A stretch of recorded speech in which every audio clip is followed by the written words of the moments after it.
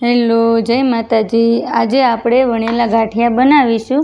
તેને માટે મેં અહીંયા 300 ગ્રામ જેટલો બેસન લીધું છે। તેમાં આપણે અજમા, મરીનો ભૂકો, સ્વાદ પ્રમાણે મીઠું અને સોડા છે આપણે ઘરમાં વાપરીએ તે જ મેં લીધા છે અને 3 ચમચી જેટલું મોણ એડ કરવાનું। મોણમાં તેલ આપણે માપનું જ એડ કરવાનું છે। જો વધારે પડતું થઈ જાય તો ગાંઠિયો વણી શકાશે નહીં। બધું મિક્સ કરીને આપણે લોટ બાંધી લેવાનો। થોડું થોડું પાણી રેડતા જવાનું અને લોટ બાંધતા જવાનું। અહીંયા આપણે વધારે પડતો કઠણ પણ નહીં રાખવાનો અને ઢીલો પણ નથી રાખવાનો। આ રીતે લોટ બાંધી લેવાનો છે। હવે આપણો લોટ બંધાઈ ગયો છે તો લોટને તેલવાળો કરીને આપણે આ રીતે 10 મિનિટ સુધી મસળી લેવાનો। જેટલો વધારે મસળશું એટલા જ આપણા ગાંઠિયા સારા બનશે। હવે આપણો લોટ બંધાઈ ગયો છે। આવો સરસ લોટ બંધાઈ ગયો છે તો આપણે તેને હવે થોડી વાર માટે રાખી દઈશું અને આપણે ગાંઠિયા માટે કઢી બનાવી લઈશું।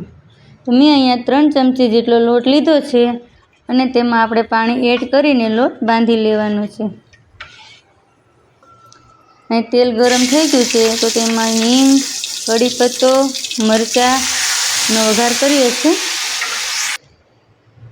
તેમાં હળદર અને સ્વાદ પ્રમાણે મીઠું એડ કરી લઈશું। તેને હલાવીને આપણે 10 મિનિટ સુધી ગેસ ઉપર રહેવા દેવાનું।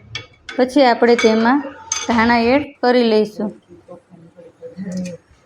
હવે આપણે ગાંઠિયા વણી લઈશું।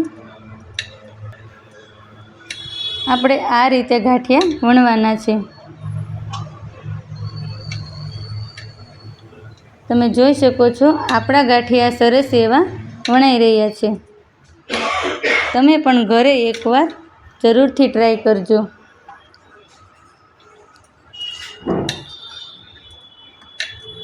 પોચા હાથે વણવાના છે।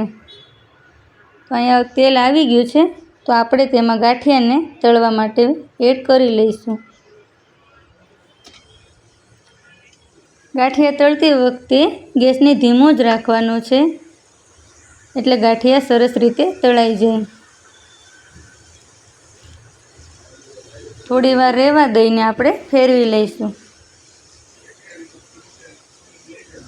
ગેસ વધારે હશે તો ઉપરથી લાલ થઈ જાય અને અંદરથી કાચા રહે, માટે આપણે મીડિયમ જ ગેસ રાખવાનો છે। તમે જોઈ શકો છો આપણા ગાંઠિયા સરસ એવા તળાઈ રહ્યા છે।